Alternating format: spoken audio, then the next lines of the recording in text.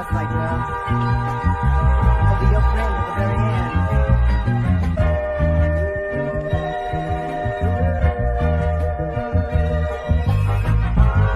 That's right, girl. I'll be your friend at the very end. Because it provides a public leak that means it's out to the public and the public knows what's supposed to be happening. And legally, defensible basis. So if somebody comes along and says, well, you know what, I don't like the fact that you guys decided to do A, B, and C, because I wanted you to do D, E, and F, we can point back to our plan and say, no, this is the reason why we did the things that we did. And when you end up in court, it makes a big difference. When you end up in court, as far as you being able to show that legal basis for why you did what you did. So more benefits. It provides valuable information which can be used in future funding applications, making them more competitive in conformance with the actual projected needs of the community. So as we continue to apply for grants here in the city of Harvey, then we can, oh, here we go, it's back again. You might go out again, though, y'all. We can use our comprehensive plan to apply for different funding. That's a little too feedback here. And then it also provides a framework to empower local officials, such as this good gentleman here, to make decisions based upon a coordinated plan to guide the orderly growth and development of our community. So there are so many benefits from a comprehensive plan.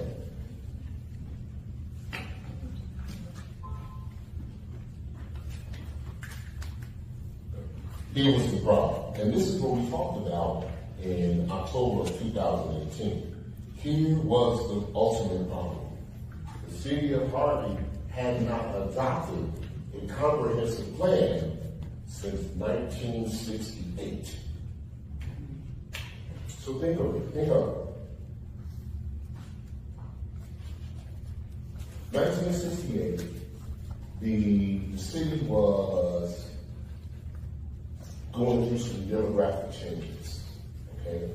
1974, excuse me, it really started going through some demographic changes. And for those who don't know what I mean more black people moved to the city of Harvey. And so somewhere around 79, the businesses started to shut down. Does anybody remember that? Anybody who was here at that particular point in time? The businesses started to shut down. And when they started to shut down, we didn't know what we were going to do, except for lose jobs, lose economic stability, but we had absolutely no clue what we were going to do as a city. We didn't have a plan. Now, we weren't the only ones being impacted by the jobs going out.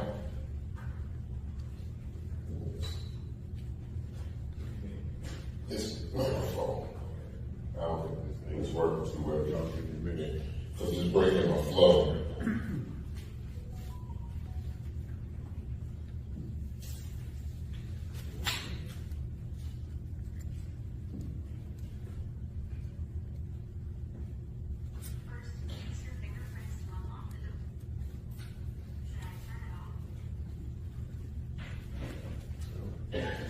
Working all right. Now, during the time since 1968, James Haynes, he started in 1967, David Johnson, Nicholas Graves. I did not change the slide because this was in 2018. So in 2018, this person was still in office at the time. So I didn't put an end date to that because this is actually an older slide. But we went through four mayors that made us promises about what they were going to do in our community.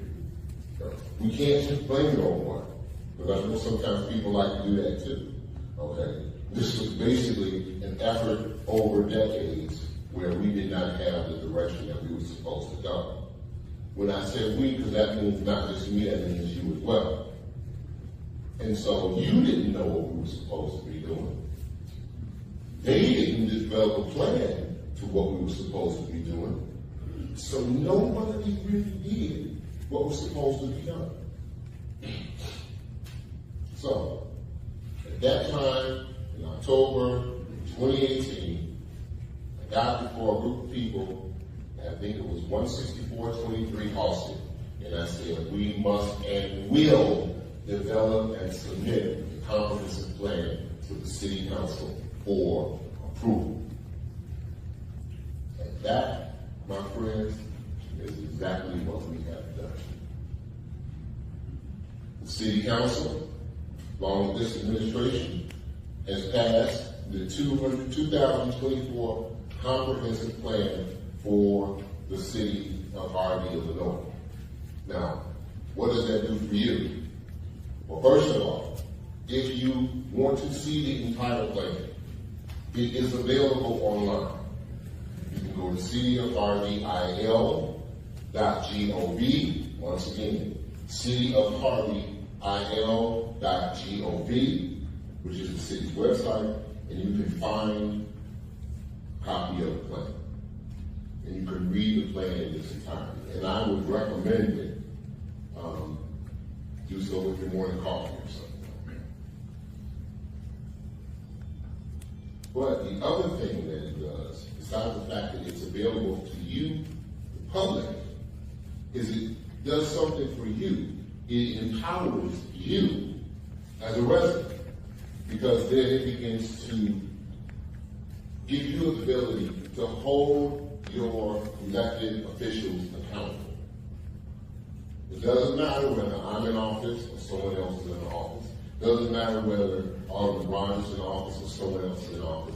It gives you as the public the ability to hold your elected officials responsible. So we're going to go back.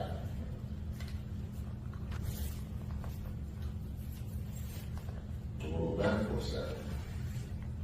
We weren't able to do that at this time.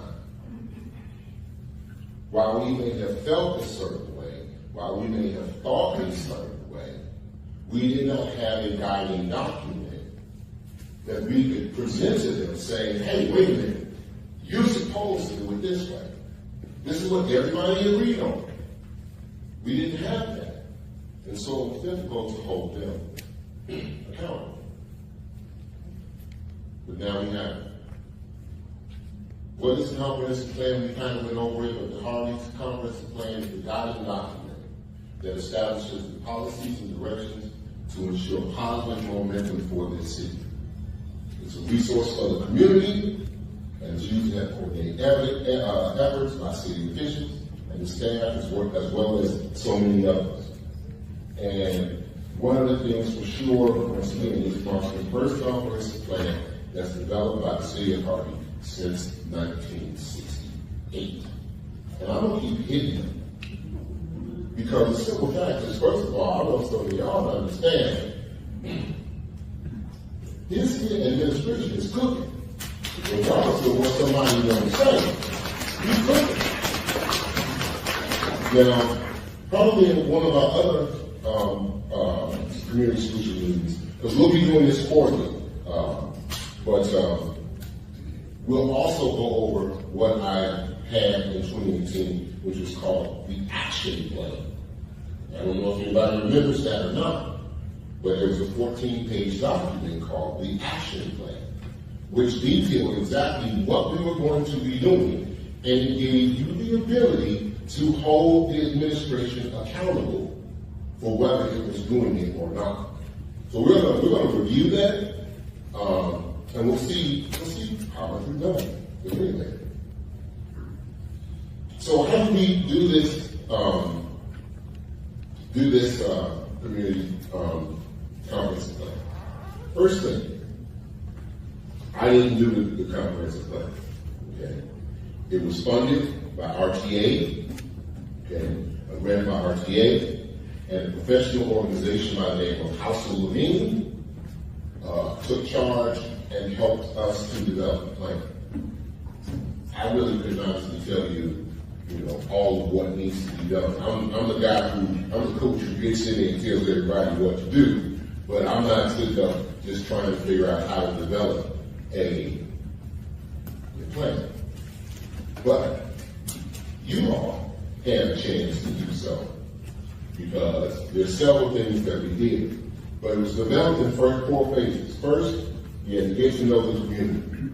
So what we did was we brought in the experts, gave them an opportunity to get to know the people of Harvey.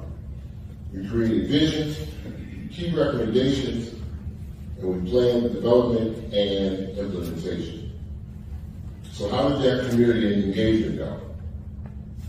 Well, first, we had a steering committee kickoff meeting. And there were several residents who were members of the kickoff steering committee. So we had that initial meeting. Next, we had a community kickoff workshop. And during that particular workshop, did anybody participate in any of the workshops or any of the meetings that we had? Would you please just by a show of hands? Anybody? Some of y'all are raising your hands, y'all know y'all was there. So I don't know if that's about it. Y'all know y'all was there. We got pictures of some of y'all. Okay. Yes. Where we had the long papers up against the wall. Yeah. So we had a city staff kickoff meeting because the staff needed to know what they were doing. And then, of course, they conducted stakeholder interviews. They had the more steering committee meetings, conditions reviews, the visioning workshop, another steering committee review. They had an online questionnaire, which some were encouraged to go online, and because some people were not able to make it to all of the meetings and understand it. So there was also an online questionnaire, and also map.social, which is a mapping device that you could go online and you could see as well. So all of these things were available, and all of these things were actually put out to the community to try to get as much engagement as possible. So, as that was being done, there was research being done as well. So Harvey today, and what do we look like? And I don't know, because it's not going to tell me, I guess. No, you ain't got to tell me that. I live here too. But we have a population of 20,324. The median home value is $72,600. The most rich history of public transportation industry, healthcare, and social assistance is the largest employment sector, accounting for 1/3 of all jobs here in the city. The median income, $32,572. 43% of the residents have received a college degree.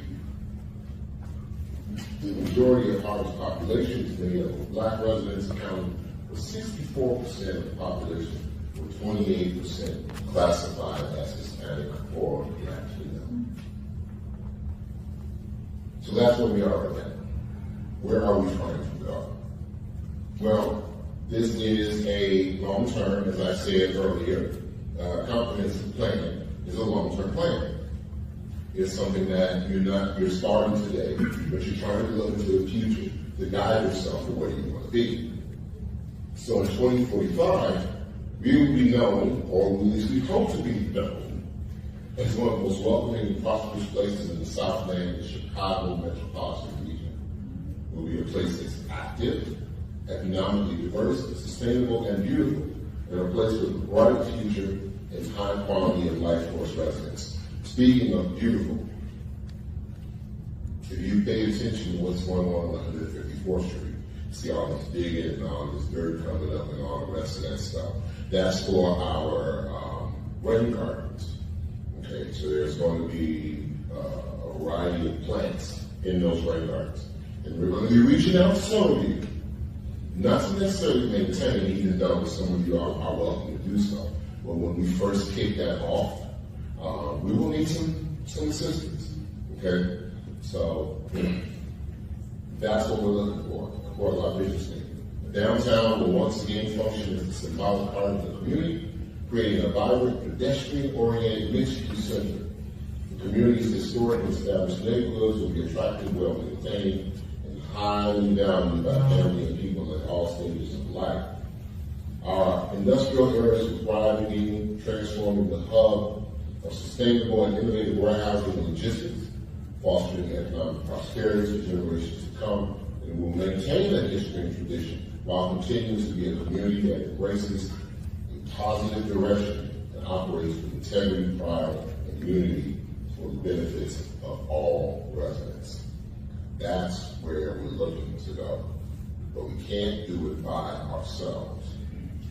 You must be involved. This is not a spectator sport. You have to get involved in some shape, form, or fashion. So, our goals: growth and development, housing in the neighborhoods, commercial, and industrial areas, transportation and mobility, community facilities, parks and open spaces, and infrastructure. Those are all the things that we need to work on over this 20-year period of time. Land use, we're going to have diverse land use. We have so many vacant parcels and so many underutilized parcels in the city, along with so many underutilized residential properties that we have to develop, that we're starting to develop a plan as far as how those residential properties are going to be used.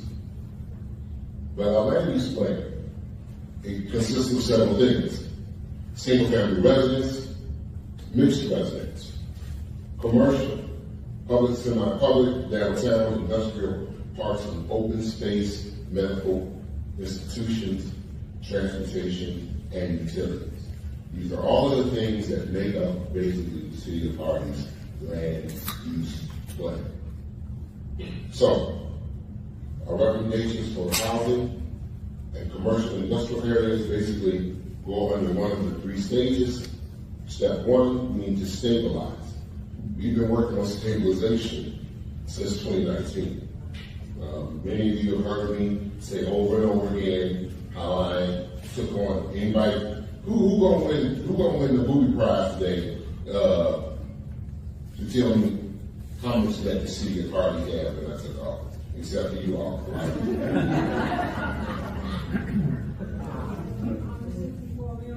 How much? All right, you get it. That's right, $164 billion. And so I talked about that over and over again. That's right, give her a hand. I talked about the fact that we inherited $164 million worth of debt when we came in. And so it's not something that you get out easy. But that brings us into step one, to stabilize. And we've done a lot of work to try to stabilize our community, to get us to at least ground zero, so that we can try to be functional. And that's what we've been working on. But while we're stabilizing, and some things have gotten a little bit more stable than they were before, we need to invest. We need to invest, and we need investors, okay? So that's our step two. And then once we finally get step one and step two out of the way, of course, step three is to maintain. And that's going to require the community to definitely contribute on maintaining what we have worked to establish. So, our recommendations for residential areas is to maintain vibrant and stable residential neighborhoods, to infill development, which should be encouraged. What's the infill development? For those of you who you have a house on this side, you got a vacant lot, and then you got a house on that side. There's a vacant lot in the middle where there used to be something there, maybe. to find a use for that, either to infill that with another property or create what we call a satellite program, one or the other. But we need to maintain vibrant stable residential neighborhoods.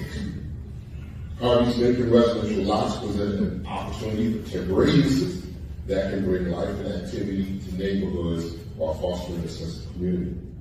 Potential uses include small pocket parks, community gardens that provide opportunities for community interaction and inclusion. And you know what, and I'm going to bring this up, and this isn't necessarily, I'm going to say, our finest moment yet. But we still have a lot of work to do, and we still have to gather a lot of funding to get those community hubs up and running the way they should be. Okay? And believe me, I know that and I recognize that. We need more money. When you have more money, you can go much faster. When you don't have money, you gotta go much slower. So in this particular case, we were able to get the buildings built. We were able to get the buildings paid for thanks to our state representative, Will Davis. So we were able to do that, but we have so much more that needs to be done to get those community hubs up and running the way that they need to be. But don't let that get you sidetracked to think ain't nothing happening in the city. Okay? Because a lot of stuff is happening. While single-family homes will continue to be the predominant residential development site, public input during the outreach process indicated support for additional housing to gradually add population to the community, which is another thing that has to happen. We have to increase our numbers by becoming a more attractive community. We're of course going to have to provide more housing, but also we need to up our numbers just from a census perspective. We're continually showing that decline. And what we want to do is, while everybody else is going this way, we want to be able to show that we're going up. We want people to start to turn around and say, oh, wait a minute, what's going on in Harvey? You see everybody else going down. People are moving out of the county to other counties. People are moving out of the state of Illinois to other states. So why is Harvey improving? Why is Harvey increasing? And we want to be able to show that we're doing it. Planning for the needs of an aging population requires a multifaceted approach to ensure the well-being of aging residents. This is extremely important. Okay?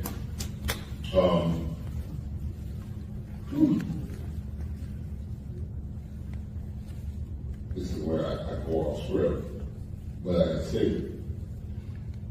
you know, a lot of folks I hear sometimes talk about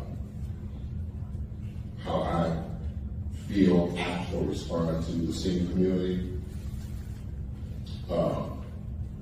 And I have tried to make it clear on several occasions why I had to respond to the senior community the way that I do. But I'm going to say it again, these are the same people. See, when I was a little kid, they were in their 20s and 30s. Okay, they were keeping me out of trouble. They were telling me the right things to do. They were encouraging me. Okay, some of them were a little militant, but they were telling me what a black man was supposed to look like and what he was supposed to be doing. And they also encouraged me and told me that I have a responsibility to take care of my community. And my mother always did that as well. So when I got older, and before I get there, and it just so happens that I was just raised by a bunch of older people. You know, that was just basically how it was. So I was always comfortable in that environment. I was always comfortable around older people. I still feel comfortable around older people. Okay? It just is what it is. And so, but I also understand that how you treat somebody else is what you're setting up for yourself in the future. How you treat someone else is how you're setting it up for yourself in the future. So if you turn around and you say that we have an aging population that we can just throw away and disregard, well, what you think gonna happen when you get older? You know, most of the people that I know that were older than me keep telling me one thing and one thing only. You keep living. Meaning that eventually you want to see something that was going to give you a little knowledge and a little wisdom. Okay? And so when it comes to the aging population, yeah, it would be much, I'll be honest with you, it would probably be much easier for almost everybody who say, oh, you get all of that. Just go ahead and just try the whole town, sell the whole town out, and that'll be it. In 2018, I talked about that back then. I'm talking about that now in 2025. What I want to do is I want to preserve our community for the people who live here, for the people who have gone through all of those mayors that we saw and didn't get the results they were supposed to get. Those people deserve to have a good quality of life. Okay? And so I'm going to stop right here. I'm going no further. But it is something that is extremely important to me. So as long as I have breath in my body, it is definitely going to be something that we pay attention to. I also, just before I go, I also believe that aging in place is most beneficial for those who are getting older. I don't necessarily for those who have to live in, say, for instance, multi-dwelling communities, that's okay. But if we can help someone to age in place, we want to do that. And with our land use plan, I believe that we can. So, our commercial and industrial areas framework, basically, as you can see, well, maybe you can, maybe you can't, depending on how good your eyesight is.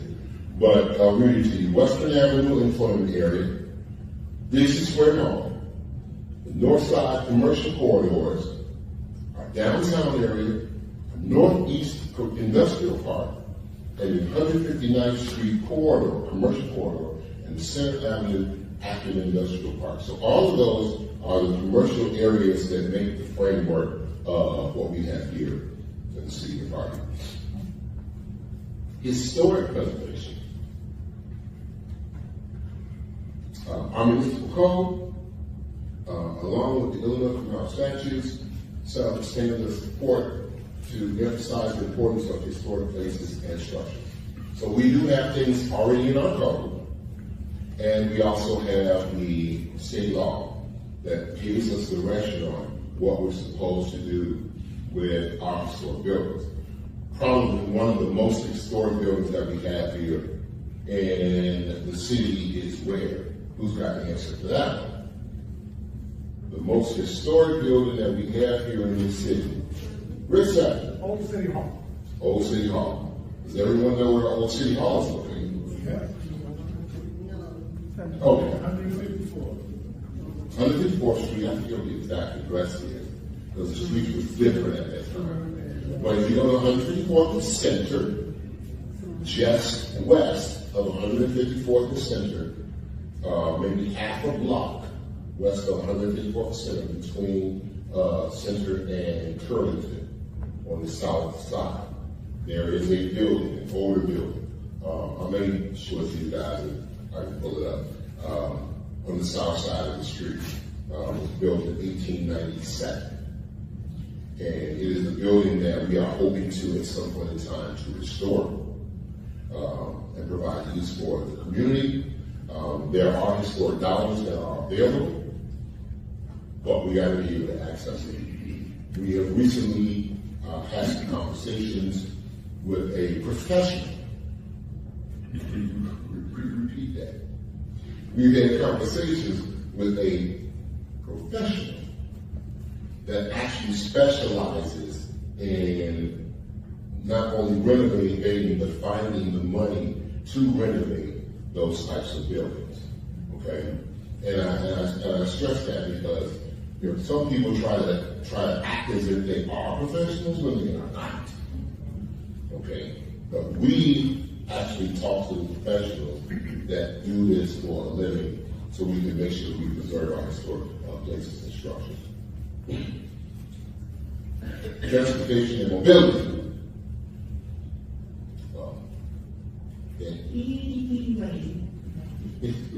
Says we provide cohesive and efficient network of roads, trails, bikeways, sidewalks, transit service, rail corridors, and networks that supports business investment and enhances local and regional mobility. Cars are not the only way. Okay, we can walk, we can bike. There are many other ways for us to get to where we want to go in our community. But the first thing we have to do is create access to those types of transportation alternatives. And that's what we're going towards to do. I think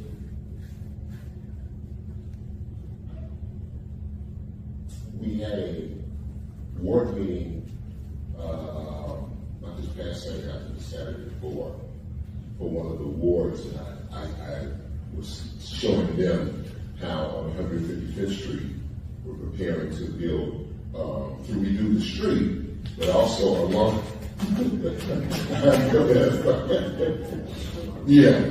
Look, and she, you know what? She not only deserves the class, she deserves to stand up and dance and everything like that as well. But to redo the street, but also to create bike trails along the street as well. On roading, we're working on the engineering to create a path from 154 to 147. That path will connect in with a lot of other paths that already go through the region, so that we can be a part of the overall network. So that's some of the things we're working on. Our recommendations: 1, improve key intersections to enhance traffic operations, pedestrian and bicycle safety. 2, work with PACE and Metro to provide improvement in transit service. Now, I don't know how many of you have heard me discuss this, but I have before, but we are getting closer and closer. We're about 60 to 70% design. You know that the 147th Street Sibley Metro Station has been completely redone. That's another project that has not been done for almost 40 years. Okay, so that was done. And in, I believe, April or June, as long as all things being equal, somewhere in April or June of next year, we will be breaking ground on the 70 million brand new PACE and Metro Unified Transit Station over here on 154 and 155th. So we'll have that, we'll be providing more information, and we'll be having a community solutions meeting on that as we get closer. But that's number 2.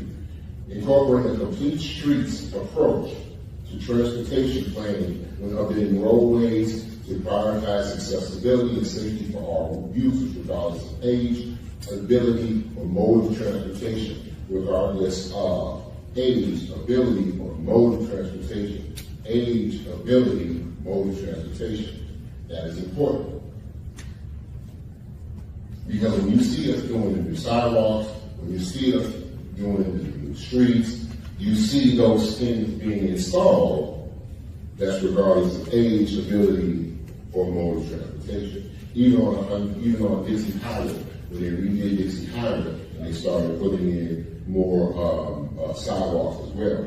If you go to 154th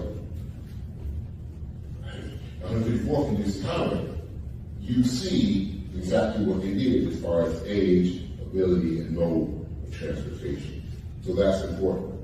Encourage walking in the community by enhancing street lighting to improve safety, especially in high pedestrian traffic areas. Walking is always good for everyone. Believe me, I'm a living witness, so I can tell you, the more you can walk, if you can, do it. And then invest in bike lanes and pedestrian-friendly infrastructure to encourage non-motorized community.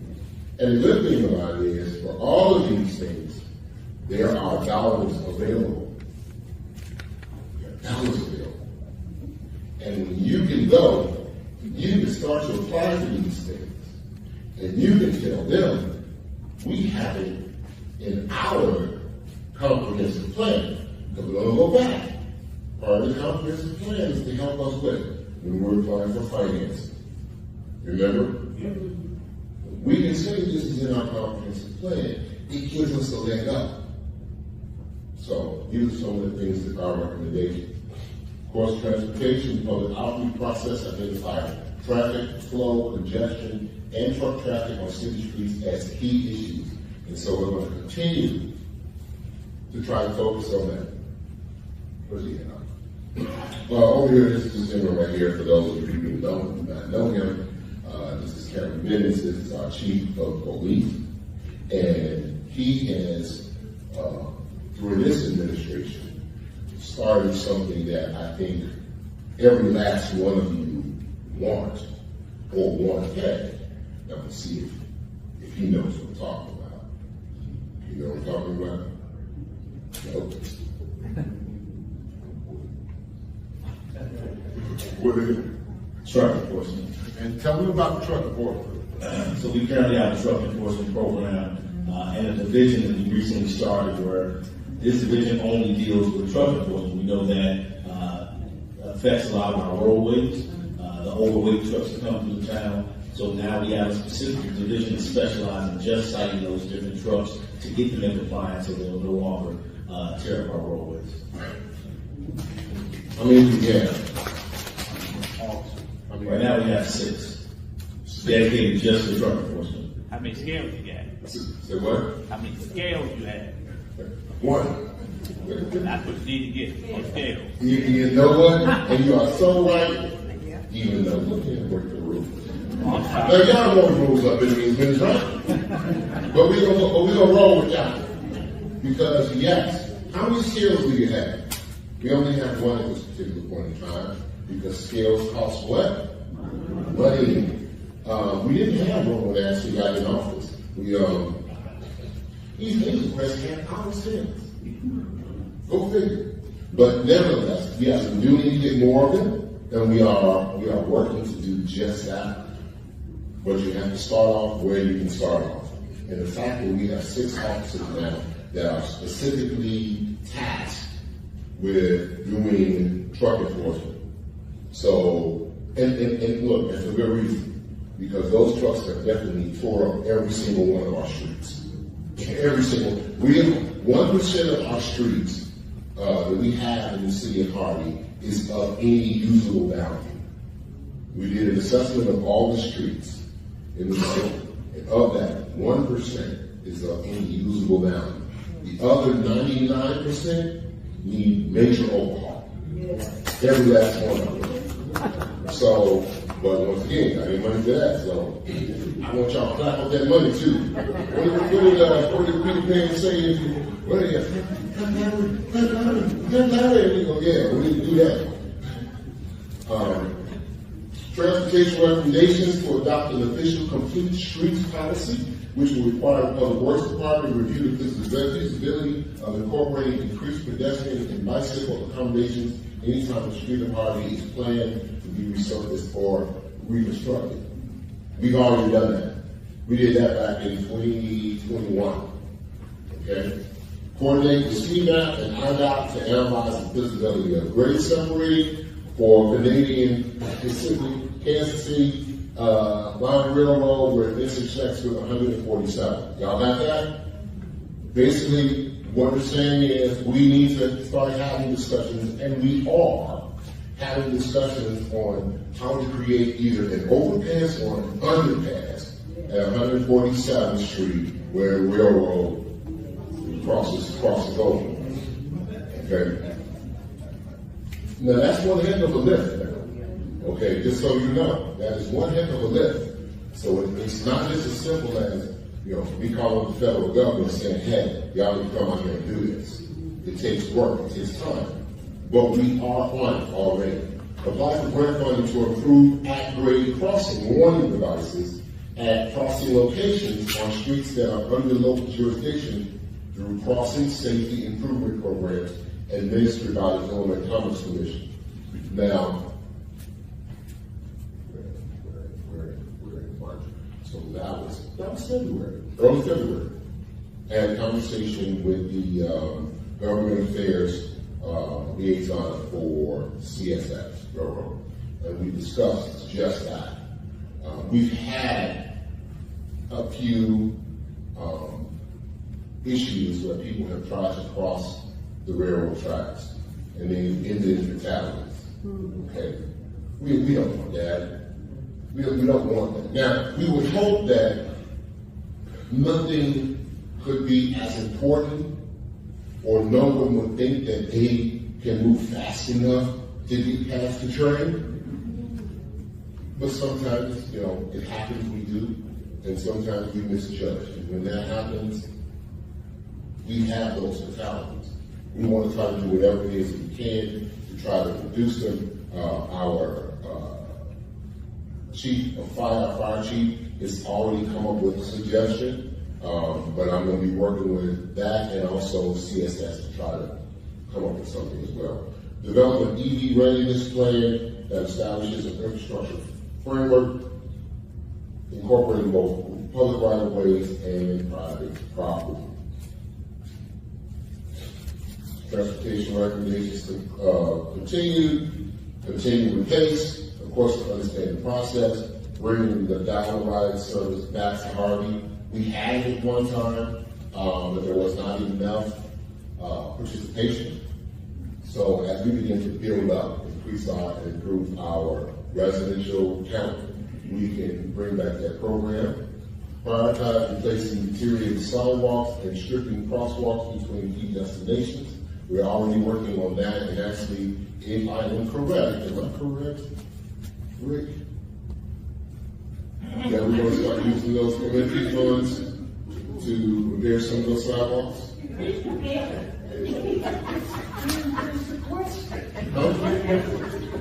Okay.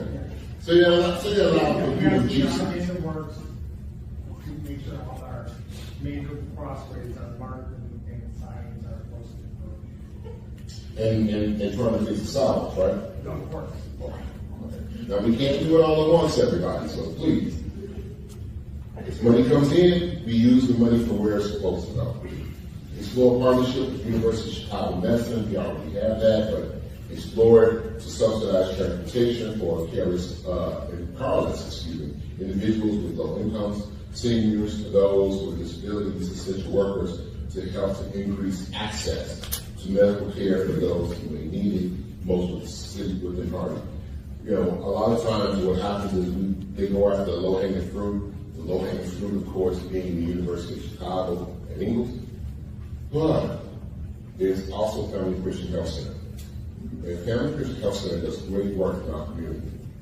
Okay.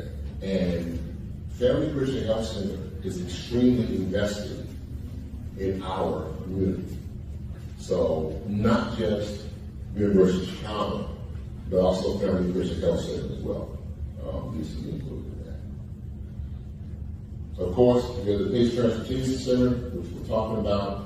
The Harvey Bus Corps.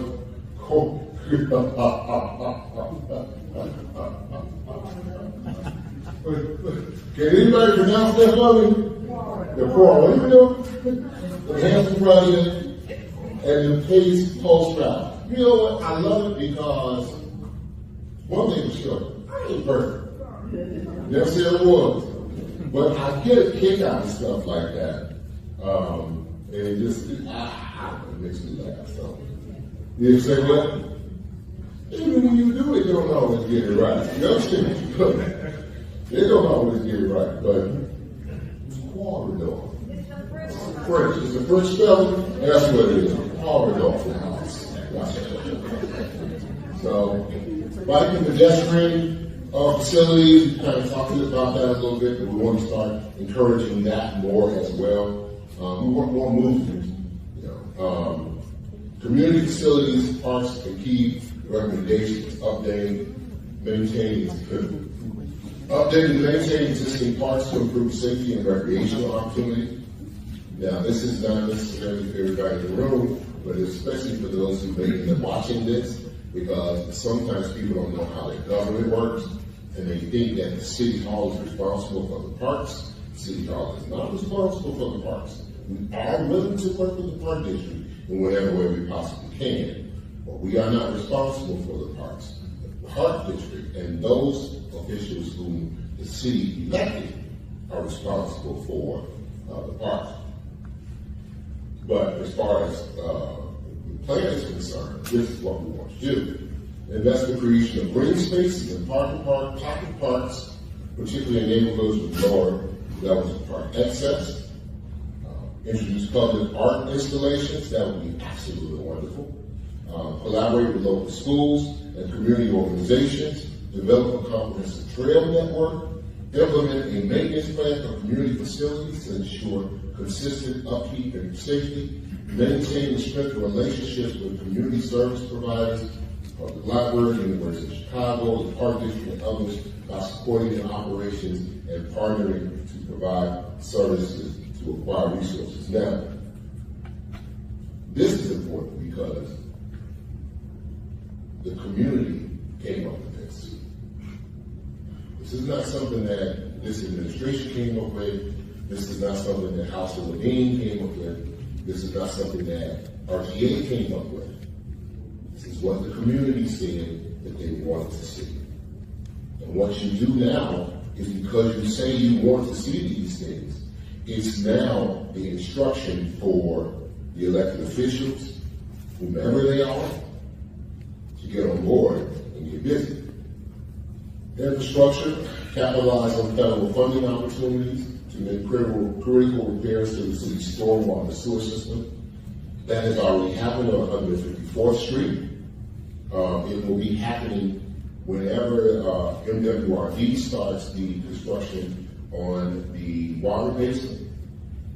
Build a broadband strategic plan to ensure the city and permanent partners increase access to high-speed broadband, and conduct a water rate study, which actually a water rate study was done in 2023 by who? Robinson. Nope.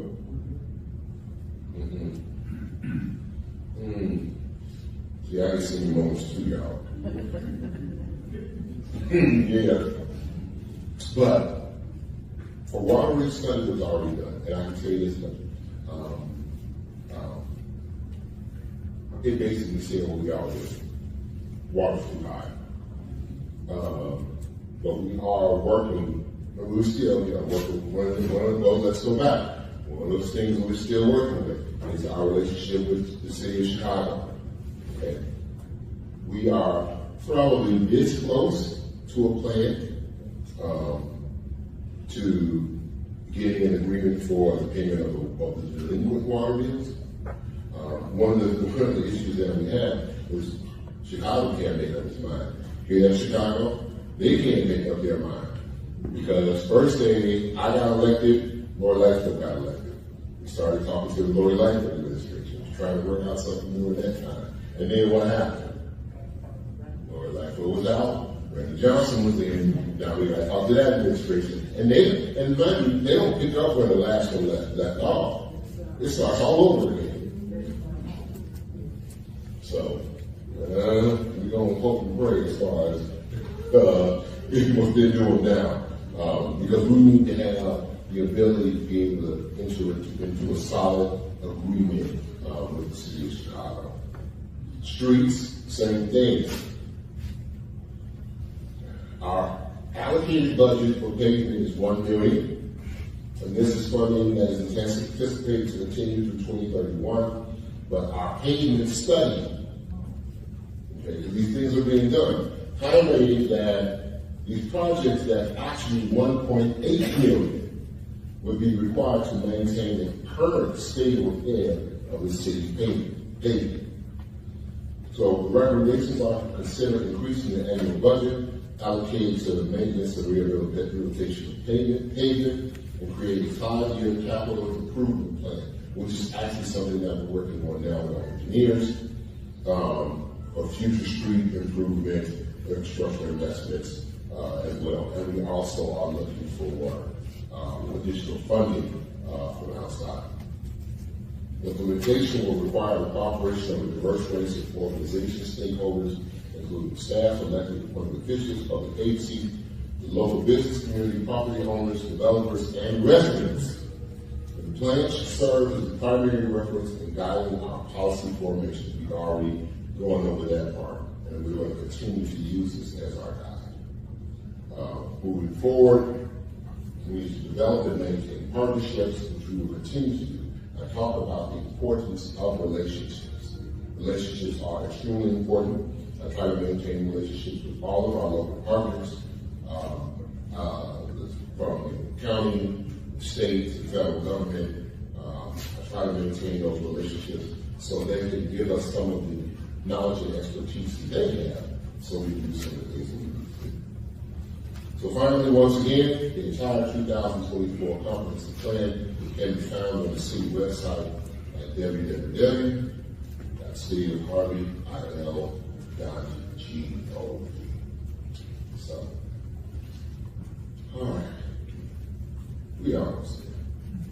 So, that being said, and so I don't know if there were any questions or not. If anybody wrote anything down. No. I could collect them, so you could just Please. pass it down just like you did. So you can pass your index cards out.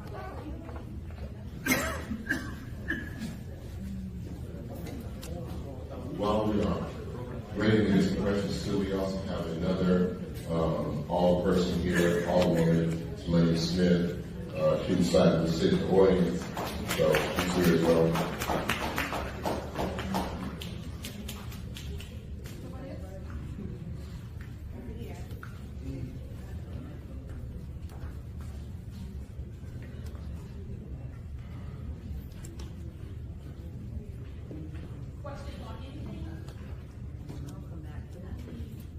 Tell you what, we are ending an age. We are going to take questions on the comprehensive plan because that's why we're here. But if we get through those questions soon enough, then of course, for those who know me, of course, I'll take questions on anything because I love talking to people. And I like to hear what your thoughts are. Our park district officials aware of the comprehensive plan. Now, what I can say to that is, I don't know. But your park district officials should be residents of the city of Harvey. And because they should be residents of the city of Harvey, part of being an elected official is to know what's going on in the city. So we had, as you see, we had the meetings, we had the different vision boards, we had all of that stuff, we put it online, we did all of that. So I'm hoping, right, I don't know, that the park district officials, if they're aware of the comprehensive plan or not, should they be? How hope so. But I say what we'll do. We'll make sure that they know. Whomever wrote the question, we'll make sure that they know. Because we'll make sure that we get a comprehensive plan over into the park district. Kind of like just in case, or FYI. Yeah, we'll do that.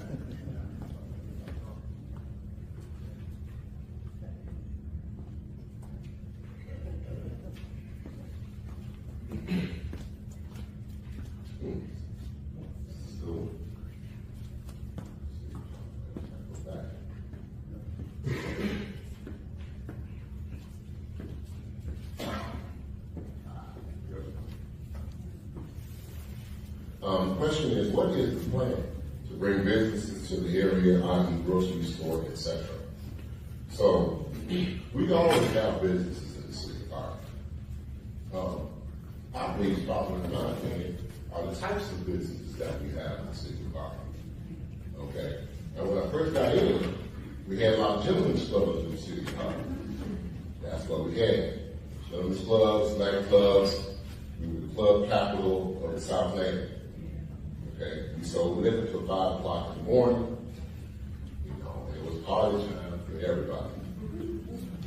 Well, first of all, in that type of environment, it's difficult to bring additional businesses.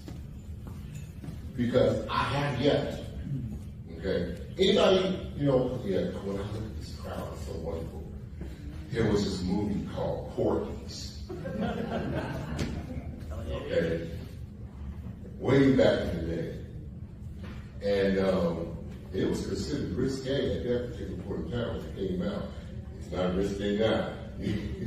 But Porky's was located way back in the back somewhere where nobody else knew it was there. Okay? Or if we don't just talk about Porky's, let's talk about Hawks. Because I know some of y'all know about Hawks. Okay? Hawks was, yeah, some of them know about Hawks. You see how they throw little prudish faces? Hawks, I don't know what they're all. Eagles, crows, owls, what are you talking about? Hawks. Okay? But it was also way off in the back. Family-oriented businesses don't want to move to a community that's full of gentlemen's entertainment and nightclubs. You just don't want it. You know, you can't put your wholesome Dave and Buster's, you know what I'm saying, right next to Club O. It doesn't work. Okay? Because when the little kids coming in and they thought, Mommy, what's a Club O? What does that do? You know. So at the end of the day, we have to change our perception in the business community. And I'm not talking about the businesses that don't pay proper taxes to the city. Because I already put out a list of businesses once before, but I'm going to say it again. 465 commercial properties in 2021 did not pay their property taxes to the tune of $12,517,217. Okay?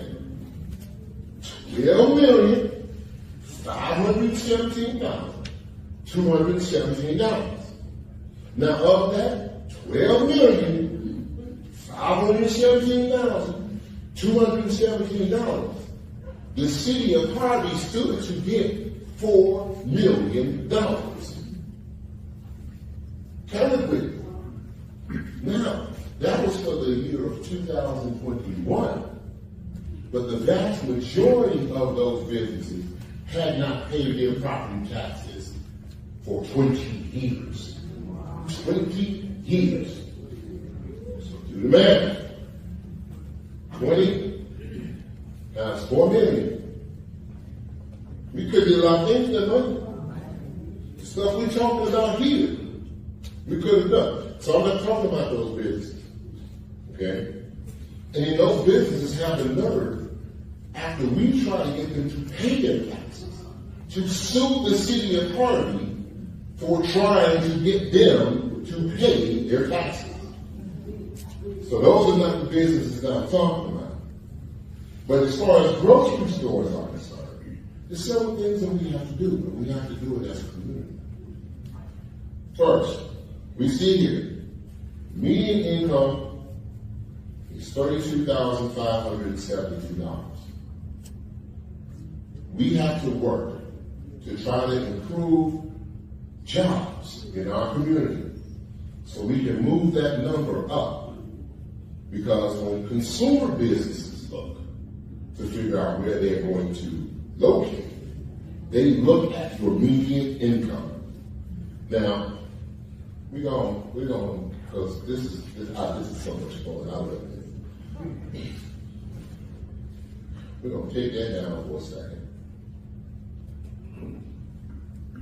But if you don't believe me, here we go. We're going to type in median income.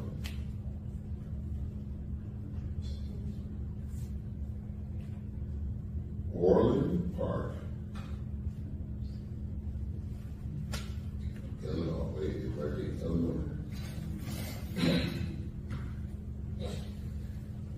$47,476 is the median income in Orland Park. Now, let's go even more.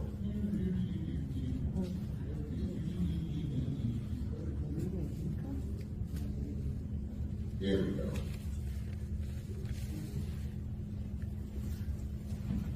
See that right there? We don't look like that yet. So we gotta make some moves and do some things. And this is why it requires us to work together. Population, good size population rate. Okay. Overall poverty rate is 6.55%, but they actually had a 22% 1 year increase. Okay. Ours is somewhere around 17. Of course, get their work as their percentage. The median household income is $98,979. Median property value, $349,400.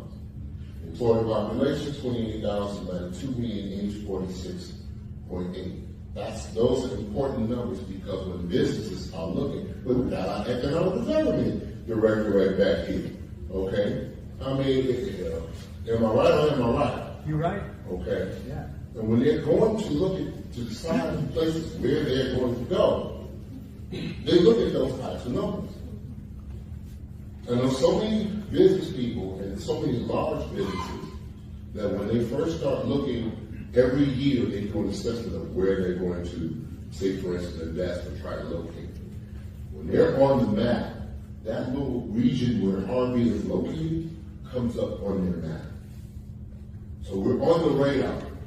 But then if they dig deeper and deeper and deeper, they start to find other things that don't help support their business. And so we're working, and part of this plan is to help us to be able to do just that.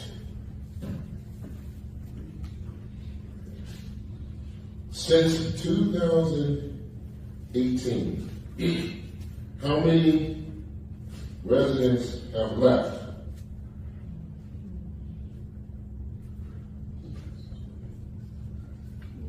We went from 2002. We went from 25,000 in 2010 to 20,000 in 2020. So approximately, somewhere between 4,000 to 5,000 have left the city. And but the good news is that there are plenty of people who are ready to come back to the city of Harvey. And that's why we're creating and establishing ourselves by having a good police force, having a good police chief, bringing the crime rate down. I'm pretty sure some of you have seen that, over time. Thank you. Having a public works team that gets out there, and I don't even know how to do half the things they do in the city as far as trying to keep the city clean. One of those things, of course, is having our spring and fall cleanups. And for those of you who are longtime residents, you remember when we used to have those. We have those now. We're trying to keep the city clean. It's just a great team that's working overall to try to do everything we possibly can for them. All right, so the rest of these are not relevant to the comprehensive plan. Y'all already have some fun now? All right, so we got a little bit left, so I'll go on here and figure it out.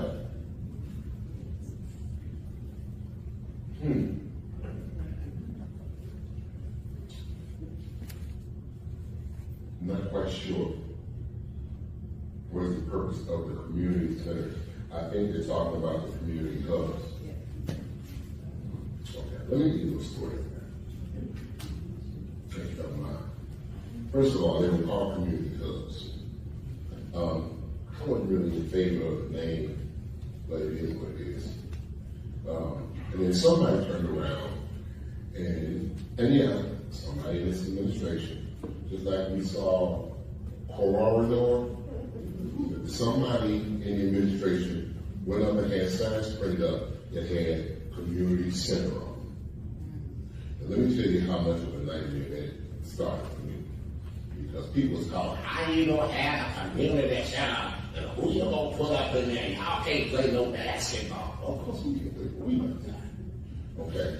It was just a situation where somebody went out and misprinted. It was supposed to be community hubs.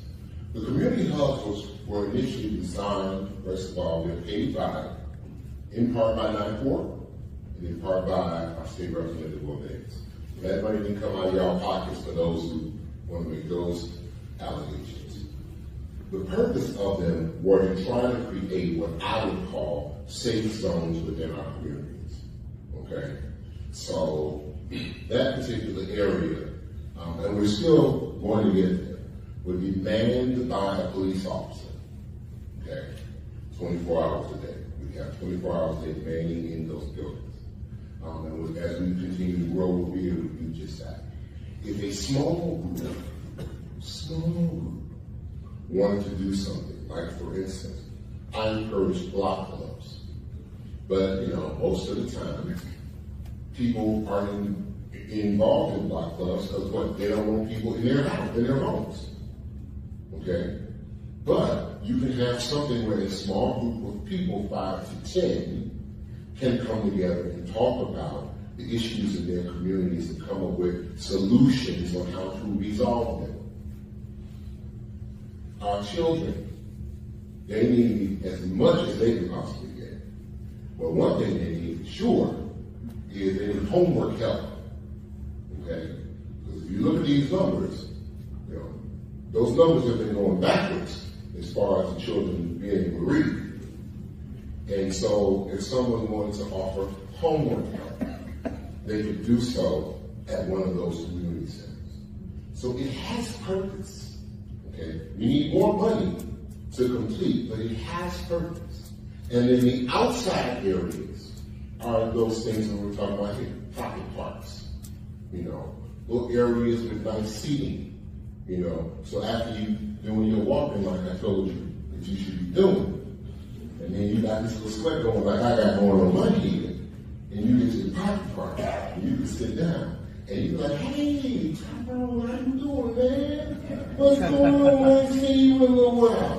And you can have that conversation while you checking your pulse and making sure your heart rate's staying up. What's being done to tear down abandoned buildings? We tear them down. If you ain't seen, then you gotta go see. Okay. Right, somebody just give me, you know what? I'm a phone.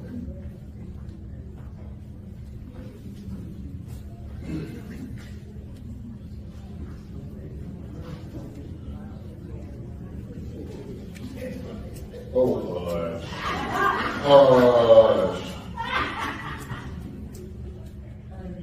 Yeah. All right. So these are some that we've gotten already.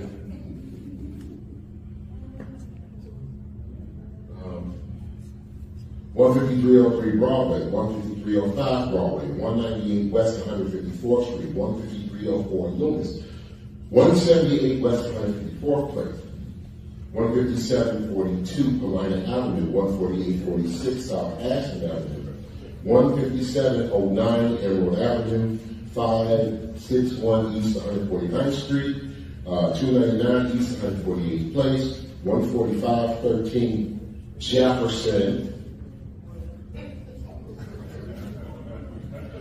23 East 145th Street, 321 East 147th Street, 14334 Center, 16019 Lathrop, 14816 Lexington, 106 East 148th Street, 14633 Halsted, 19 West 143rd Street, 15943 Latham Avenue, 15637 Paulina, 299 East 149th Street, 14933 Vale.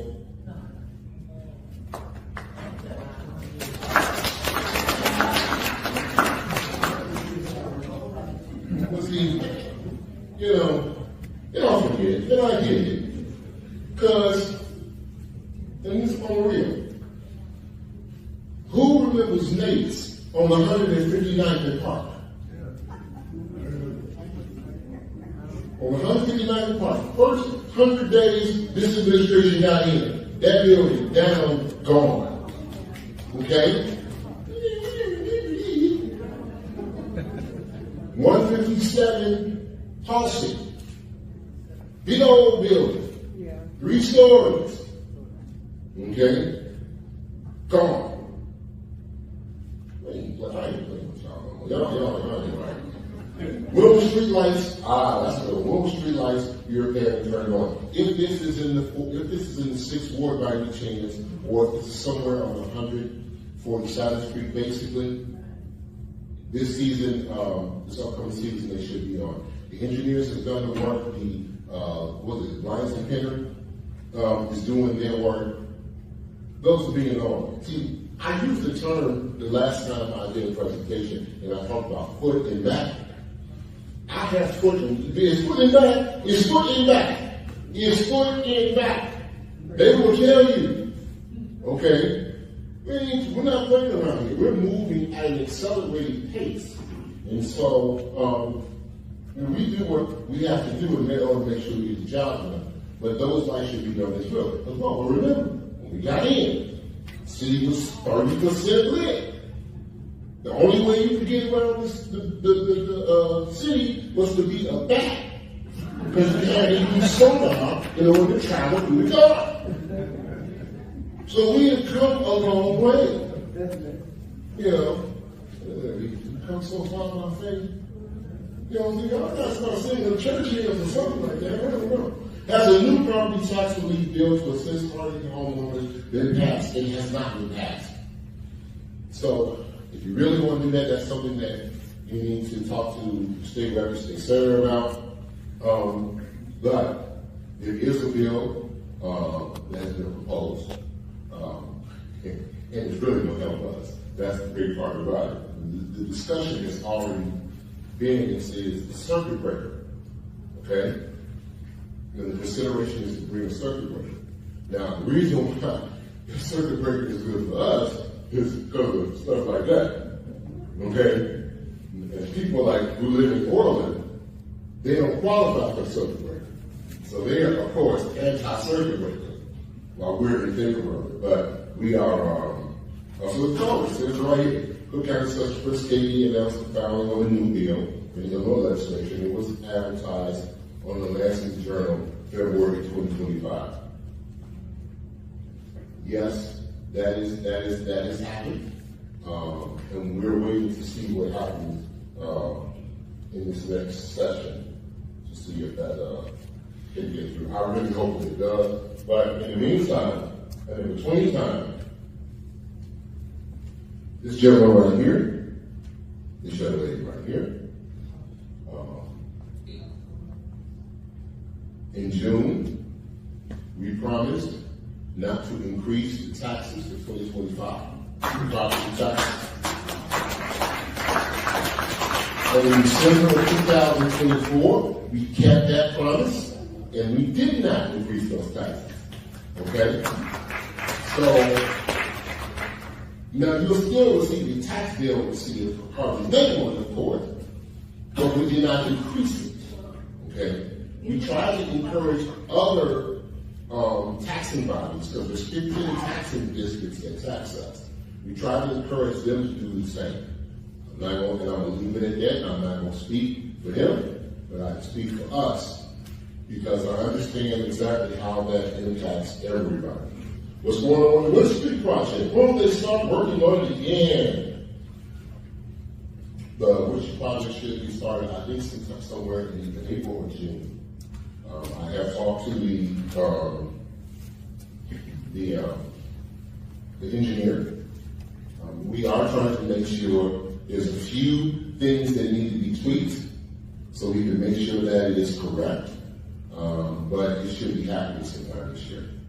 But remember, that's another project. The project was started in 2009.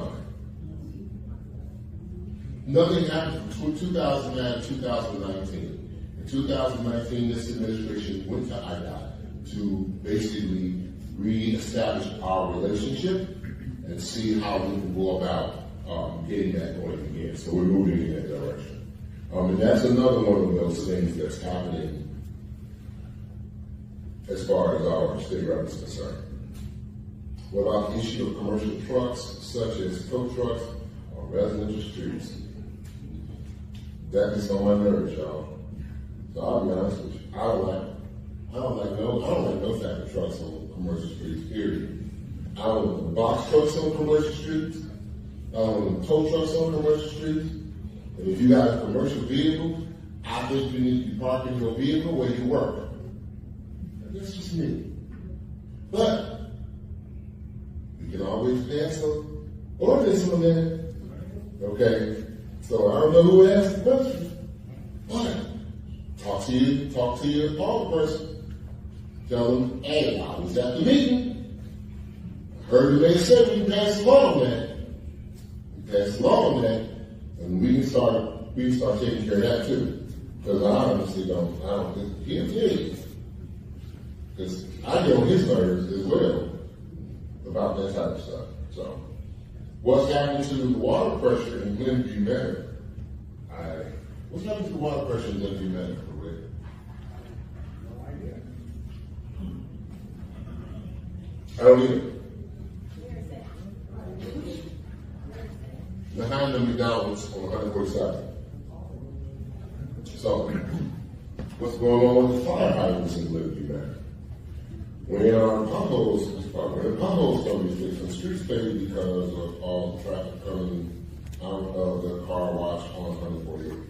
Okay. So, first of all, if you live in Glenview Manor, whether you're here in the building or you end up watching this, please come see me first of all on the mayor so we can have a more in-depth discussion. Glenview Manor was established, and Glenview Manor was supposed to, at the point in which it was established, was supposed to have an HOA. And the HOA was supposed to take care of all of that stuff. Homeowners Association. Now, I don't know what it did and what it didn't do. So, whoever wrote the question, don't take it as an attack from me, because I don't know. Okay? All I know is what it was supposed to be when it was established. And so, and those HOA dollars were supposed to take care of those things openly. The traffic coming from the car wash, traffic comes from several ways. It comes from either north on 147th Street, it comes from the east, right off of Dixie Highway, or they can come into the frontage road and go into the car wash. But that doesn't impact all of the roads that's inside of Glenview Manor. So that requires a deeper conversation. And Glenview Manor, you can look it up. It does have a HOA established with the Illinois Secretary of State. So, first of all, I'm more than willing to help in any way I possibly can, because we in the problem solving solution to the customer service business. That's what we do. So we'll definitely try to help, but that might be a lift. There might be a little bit more than we're able to do right away, but we will do everything we possibly can. But the first thing that happens is we have to have a conversation. This is not, y'all got issues over there. We can't resolve all of that in here, so. But let's have that conversation. 147th Street at the parking lot, will the city operating again? Absolutely not. Will the city of Harvey Police Department still build block clubs? If you're interested in block club, of course. Trailing enforcement and truck enforcement, we talked about that. What are we doing for our youth? I don't know, what are we doing? I'd like to know that. What are we doing for our youth? Because if you're saying that I'm the one responsible for y'all children, you got enough income. What are we doing for our youth? Now, I talked about it earlier. I'd love to give them more educational programs, help them learn to, those who are a little bit older, take on trades. We are talking to different organizations that would like to do those types of things. But once again, you have a whole park district. You have a whole park district. Okay? And you pay taxes to that whole park district. So you need to go to that whole park district and ask that whole park district what they're doing for our kids. And I'm just going to play straight out there. And if they're not doing enough for our kids, then I'm going to be the first to say it. Because they've been wanting to hear me say it for a long time anyway. Then we need to get rid of the park district. Okay? Because the bottom line is it don't make sense to pay taxes for things that you ain't receiving. And you know what? Oh, Lord, y'all got me on the doggone. So, Bob. Look, now somebody said, somebody gonna say that I said it. Somebody said it's not a park district. People run the park district. Well, then y'all need to vote differently. Now, here's the thing. While we talking, let me get y'all to make sense of this one. School District 147. This is the next one. We might as well start right now because it's about to happen. I said, what's this? The 31st? Oh, it's starting in the next couple of days. Thursday. School District 147 has a $30 million budget. People write it down. I think it's $30.4 million to be exact, but don't quote me on that. Somewhere in the 10. How many schools operate out of School District 147? I'll wait.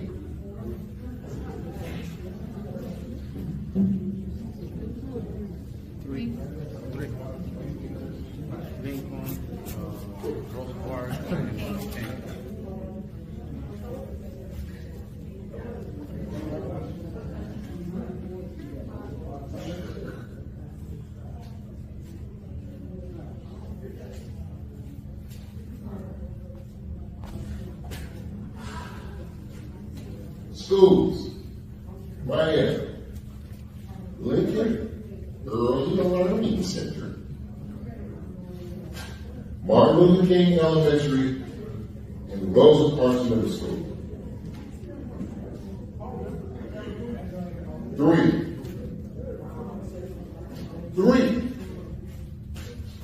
A kindergarten and a preschool. A first through, I think, is 4. And a 5th through 8th. Not even a whole school. Now, do any of y'all remember them days when we went to school and it was like a whole school in school? You could go to school and you started kindergarten and you graduated 8th grade and you've been in the same building and it only in one building. It takes 3 buildings. 3 buildings. It's only 756 in total. I think 756 students in total. Okay? Yeah, but here's the thing. $30 million. We paying taxes, and of the $30 million, 95% of that $30 million comes from property taxes. Okay?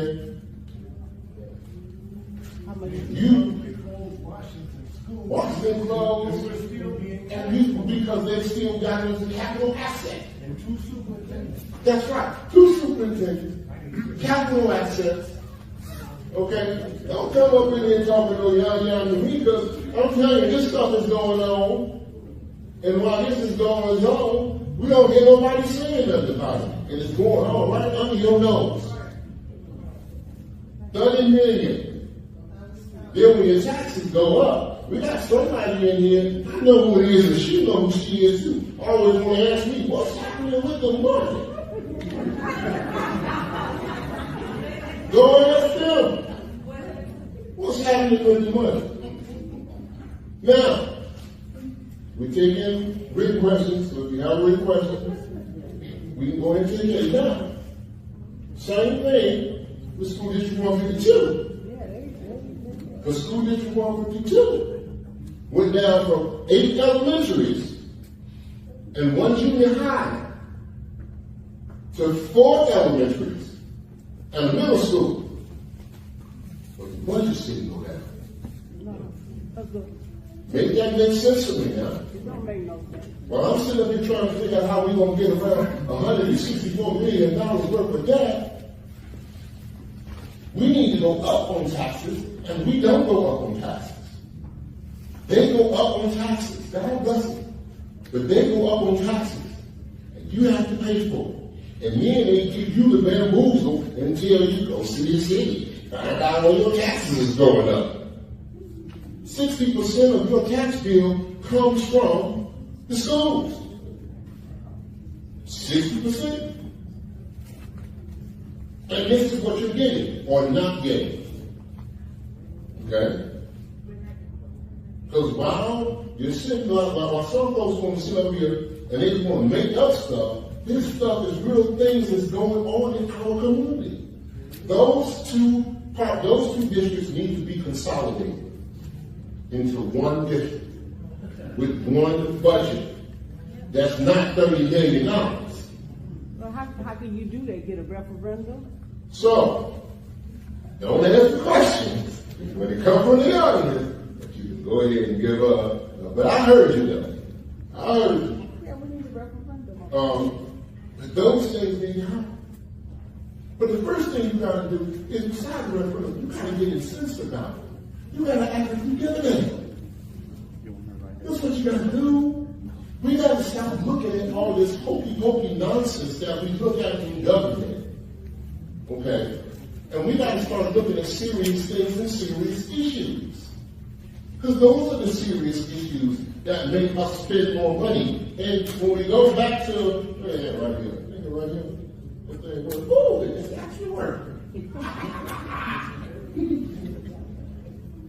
When we go back and we look at this, y'all see, ain't nobody got a lot of money to be spending. So you need to be fighting for every single dime that you got. So let it be said that it came from my mouth. 152 and 147 needs to be consolidated. That makes absolutely no sense.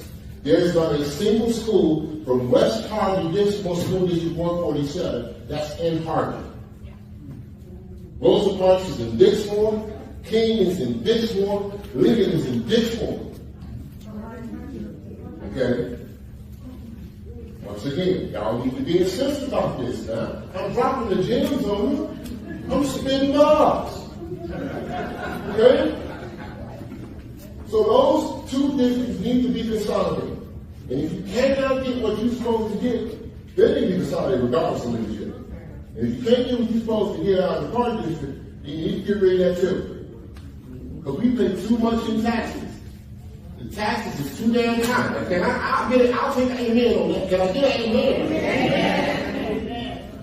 So at the end of the day, those are the things that need to be done. And those are the things that we need to focus on. Okay? Those are the real things. Some of the people who sit on this council don't pay taxes because they don't own no house. But then they're going to sit up here and talk about how your taxes are supposed to be. And vote against holding the tax. Well, I'm going to stop right here. But I'm going to tell you right now. If I was to get up and tell y'all some of the stuff on the donor zones, okay. So, who controls the schools? Well, you know, I don't control the schools. Whoever asked that question, I don't control the schools. The school district is its own governing body. We have several districts. We have School District 147, 152. We also have 151. Anybody know 151? Yeah. That's Taft. Taft is in South Holland School District 151. 205. Okay? We have 205. And we have 510. 510 is South Suburban. Now, in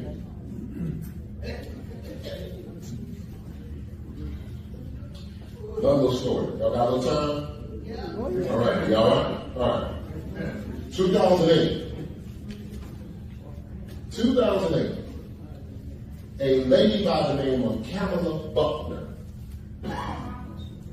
was the superintendent of School District 205. We had 3 schools. Thorn Ridge, which I graduated from, go Falcons. Thornton, and the other school. Thornwood. Okay? So, oh yeah, I got it. So, in 2008, Kamala Buckner comes, and she says to the school district, she says to the parents, she says to the board, we do, based on our trajectory, based on how much we're losing population in our taxing districts, we will not have enough money to sustain 3 schools. That's what she said. Okay, sustaining 3 schools. We will enough tax dollars, and we are losing enrollment at such a rate that we will not be able to to have 3 schools. Now this is what she said in 2008. 17 years later, y'all. Now it's so funny. Like I said, this stuff just amazes me. So I'm at the meetings and I'm hearing people talk. And so her suggestion was, what we should do is the vast majority of our youths, the vast majority of them come out of 8th grade and go into their freshman year with a 4th grade reading level. So she had an idea. She said, why don't we take Thorn Ridge and turn it into a freshman academy? All of our feeder schools will feed into Thorn Ridge. It will be a freshman academy. I can get, I think it was $18 million to turn that school into a freshman academy, so that we can work with those children who have a 4th grade reading level to try to bring them up before we move them into the Southwest University year. This is somebody trying to talk sense to us. Talking about what we do for you. We was trying to teach you how to read. So as I'm there, a few people from Thorn Ridge, now mind you, I'm going to say it right now, I went to Thorn Ridge, but I cannot say I necessarily got the most stellar education there. And I'm not going to say I had the smartest people that was in my class with me. But some of those people asked the question because they were now adults. And they asked the question, well, what are we going to do with trophies? That was their biggest concern. What to do with the trophies? Not that the kids couldn't read. So what happens is, and now I'm about to make some people mad. Aaron Robinson ran for school board. Kenny Williams ran for school board. They got on with a few other people. They turned around and the first thing they did, they fired Kamala Buckner. Fired her. Am I right, Jim? They fired her. You talk about closing down high school, even though she had the numbers that show that we could not afford it because we didn't have the tax dollars and we didn't have the enrollment. They got rid of her right away. And they went through a period of in and out superintendents. Okay? But since that time, it's only gotten worse. We still can't afford to keep 2 schools. I mean, 3 schools, we still can't afford to do it. Not only can we not afford to do it, what they have done, in essence, is they have consolidated the schools. So they consolidated the football teams, the basketball teams, the bands, and all the rest of it. They consolidated them into one group. Because we don't have enough money to do it. But as long as they can keep taxing you, you keep allowing it, they're going to keep doing it. They're going to keep doing it. So, that's who controls the schools. When will the city? When will the city make public all invoices and receipts showing how tax money is spent? So first of all, we already do that. And you can go and you can run. He is the chairman of the finance committee. We have done and we have caught up, but we haven't caught up on all of them. And that is done as true on all of our audits. Okay? But we have worked to catch up. We were 5 years behind when I came in here. Okay? So we have worked to catch up on the audits. We have done some of the audits. But we have a budget meeting. We have a finance meeting. Okay? Yeah. We have, and when the audits are done, we'll have our audit meeting. And if you go to the state comptroller's website, you can look on the state comptroller's website and find the past audits that we have done. That's where you get your receipt. But you never ever get to receive all of the invoices and all of the receipts. You ain't calling up Trump, you wasn't calling up Biden, you didn't call up Barack, and you didn't call up nobody else and said, can you show me how much you paid for that hammer? No, you didn't. So stop the foolishness. Stop it. Okay? Bottom line is, oh, and by the way, and the treasurer still ain't made a report in 5 years. Okay? Your elected official still ain't made a report in 5 years. So, so, but as far as how the taxes are being used, and here's the other thing. Let me go back. I want to come closer, so I'll make sure we can see each other. We ain't got no money. But people cheat see. We ain't got no money. Y'all think I'm playing. Okay? When I tell you that we took $164 million worth of debt, that's real. We ain't got no money.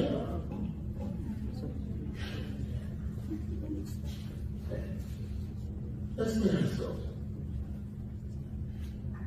When we get a grant to fix something, that's where we get the money from. We fix it. $19 million to fix that metro station. It got fixed. $70 million to fix the pay station and the metro station. That's going to be fixed. $4.8 million to fix the 154th Street. And I think it was $200,000 to do what you're doing now with the wedding gardens. Yeah. So that's what are you talking about? You can see where your money's going. You got 15 new police officers that were installed 2 weeks ago. How many more five people do we get? 5? 5 more. That's where your money going. Think about it. Pay attention. Open up your eyes. If you look, the vast majority of the communities around here were not driving Durangos, and they weren't driving charges for their police vehicles. Till we got it. Then we got it. And then everybody else want to know, how y'all get them charges? How y'all get those Durangos? They was driving it. How was the Crown Vics and the Explorers? Okay? So at the end of the day, that's where the money's going. You can see where the money's going. I just read you a whole list of properties that were torn down. And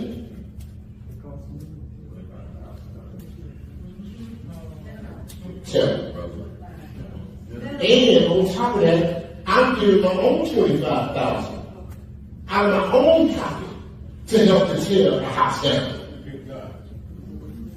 But you want to know where receipts are? I'll show you exactly where they are. Right here. Okay? That's where the receipts are. You don't have to ask where the receipts are. You can see them if you're opening up your eyes, if you want to see it. If you don't want to see it, don't even like do for you.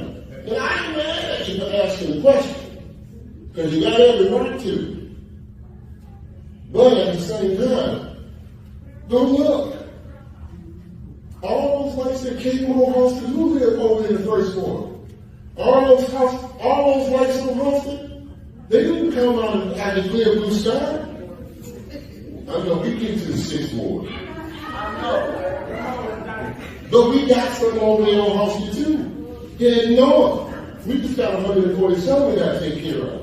So you follow what I'm saying? So we're not hiding anything. And if there's something specific that you'd like to see, you can come see me on Fridays between noon and 3. And we can talk about it. It's called Meet the Mayor. It's a thing that I've been espousing for quite some time to try to get people to come and meet their mayor. Because I want to get to know you and I want you to get to know me. Okay? But once again, this is another one of those things. Ain't no other mayor out there had to meet the mayor. You're expecting something from me that you're getting much more of that you don't get from nobody else. And then he don't show up. And then he had a nerve to complain. Get the molasses out your behind and come on and meet the mayor. And if you can't meet the mayor, I said over and over again, if you ain't got time, because you got other things to do, that's actually why you hire me. You hire me because you got other things to do. But if you don't have time to meet the mayor from 12 to 3, come to that office and make an appointment. Do I? Where's oh, there you go. There's Kristen. There's Mona. Mona's my executive assistant. I take appointments. I take appointments. Y'all see how long that is taking me and talking to y'all? Give me another hour and see how long I got. I love talking to people. And I love what I do. I love this. There's no better thing than this. So, yeah, and I get a little passionate and stuff like that, but, I have. Woo, this is good. Whoever you are, stick around. I have 3 letters, I think is what it is, of interest. Trying to buy a vacant lot next to my property. How can I buy it? Or what is the process? Please. And you know, let me tell you also. You know, let's go back to Harvey. You see how far that word goes? Please. I can give a good goddamn if you come to me talking to me any way you want to talk to me, say anything you want to say to me, any way you think you can say it. I'm never your son. I wasn't raised to take that kind of talk. And you shouldn't either. But if you can say things like please and thank you, it gets you a long way. We're not talking about how the seniors taught me and told me that I was supposed to be. It wasn't to take that kind of talk. Please. They want no please. So what I want you to do, whenever you are, first of all, I want you to get the lot. I hope the city owns it. If you don't know if the city owns it, you can go on the city website at cityofharvey.gov. You can type in city-owned properties. And you know what? Let's do it right now. So we can show you that it can be done. Hold on.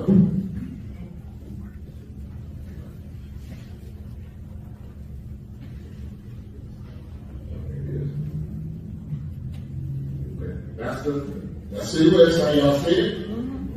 All right.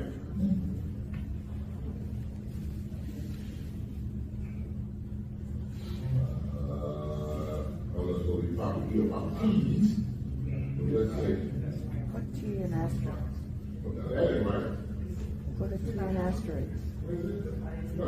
Here we go. There, that's it. All right. So y'all see that down? Y'all see that works, right? Okay. Now, if you're not using Windows Explorer, I would suggest maybe you should change to Chrome, because Chrome works better. But here we go. Properties for redevelopment. So everything is in this little red blues. Now, reds are condition D eligible, and it's 500 pins. And the city owns are in blue, 430 pins. Look at here. So you can go down to the city-owned property list, and there's a list here. Let's do it together. I love this. And you can see the PIN number, the address of the property. Because somebody understands we don't make this stuff available to folks. You know, because they just think everything has to do with their time. And you can even click on where the link is, and it will show you where the property is located. So let's grab a link here. That's where the property is located. Here is the property.